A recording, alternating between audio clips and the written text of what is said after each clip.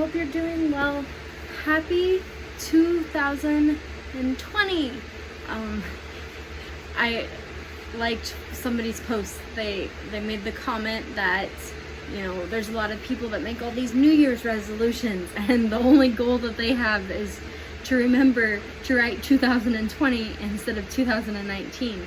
And I thought for a minute, I was like, that is so true and so funny. And a lot of times, you know, just what my life feels like. I'm just gonna remember to do this. I'm just gonna remember to do that. You know, like taking the time to think. So anyways, happy 2020. I hope the first day of 2020 has been full of many, many blessings for you. And it's just a great start to the new year. So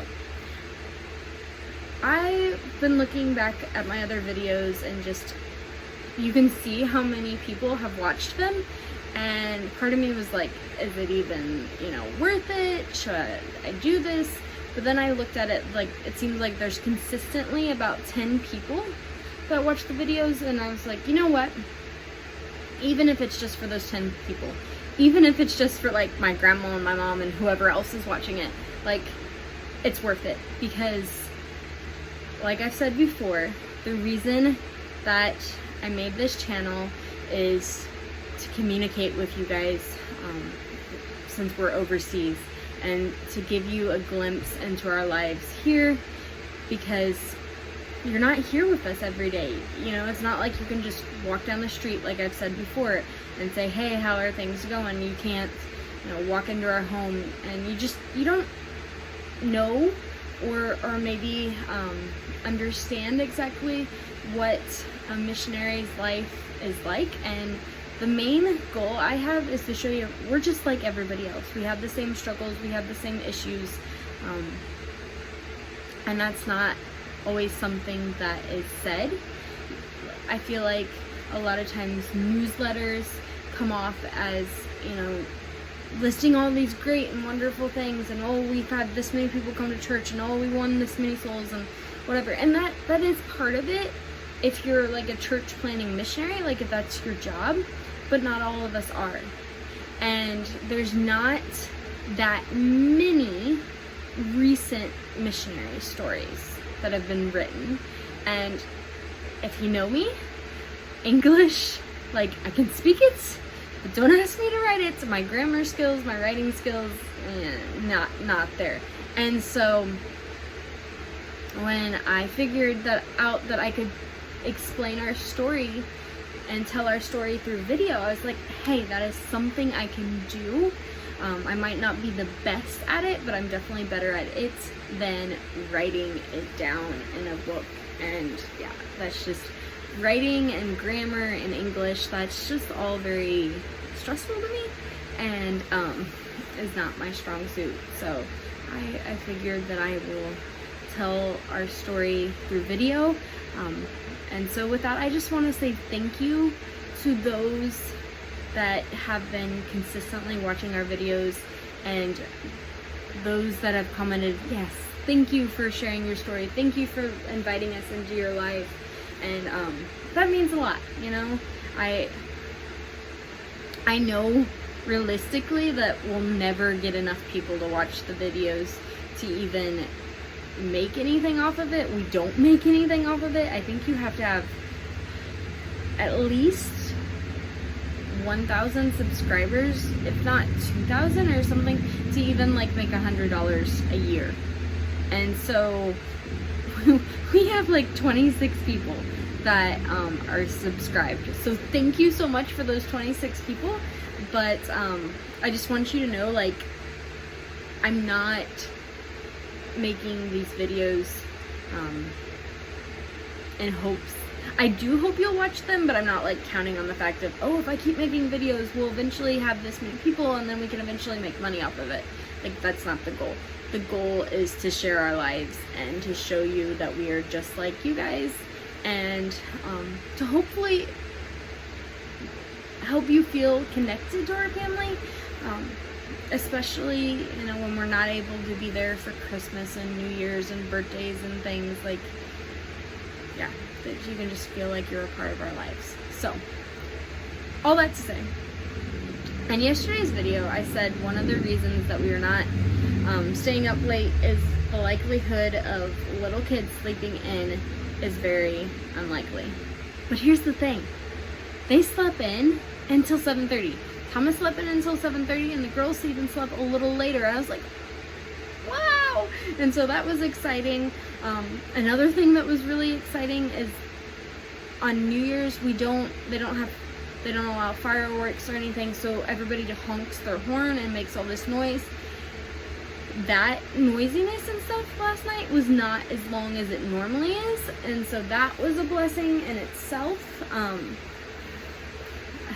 There was a guy that was, I guess he had like cans or something tied to his motorcycle or his car, and it sounded like it hit our house, like something really loud hit our house. And so I woke up and walked out of the bedroom, and you know, Dan was going to figure out what things were going on, and we moved some things that we had like in front of our house that you could see from the porch, and we moved those back. And you never know, because people are not known for making wise and good decisions on New Year's.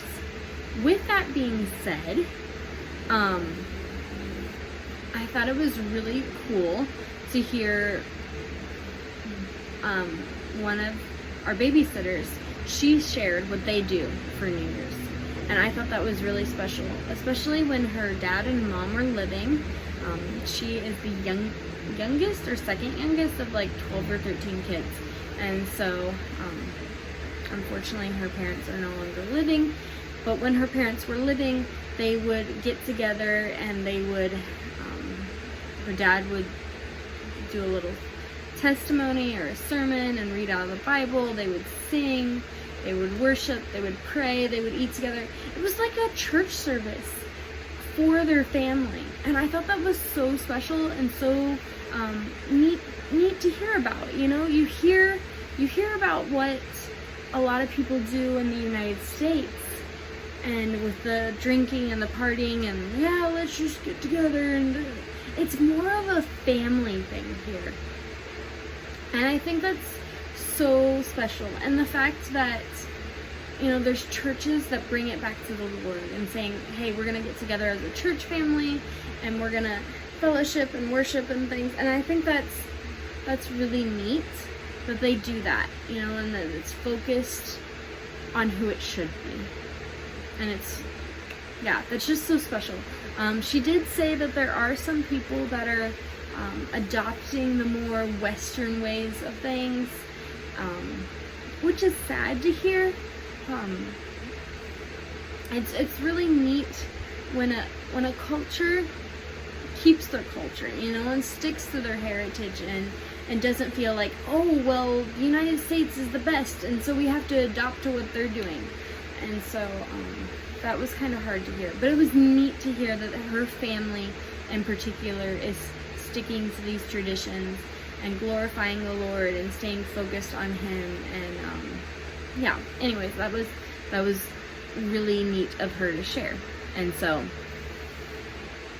kids slept in, so that was a blessing. Dan made chocolate chip muffins last night, so we had chocolate chip muffins for breakfast. Thank you, my brother Daniel and his wife Britt. Thank you so much for sending us that mix. I will think of you and greatly appreciate it every time I have a chocolate chip muffin, because I have not found chocolate chip muffin mix here, and but it's just something for breakfast that I really, really enjoy. And so we had that, and unfortunately Thomas had a hard day of just meltdowns and difficulties and challenges and just trying to figure out how to deal with it.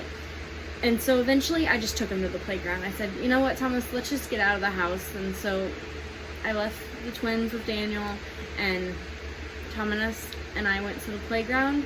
And after that, things seemed to cool down. He did act up a little bit this evening, but